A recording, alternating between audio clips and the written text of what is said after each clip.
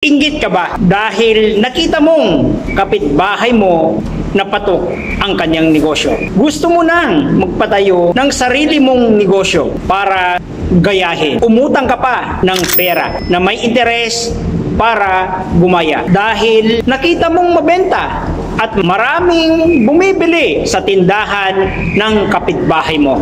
Nagpatayo ka ng sarili mong tindahan kahit alam mong utang ang puhunan para manghakot ng customer. Nagpapautang ka kahit kanino para lang masabi na marami kang customer hanggang sa naubos ang puhunan mo. Tapos ngayon, magagalit ka dahil naubos ang puhunan mo sa pagpapautang at sinisisi mo kapitbahay mo. Don't blame others dahil hindi ka naman nagtanong noong nag-umpisa ka magnegosyo. Mahalagang maging maingat ka sa pagpapatayo ng negosyo.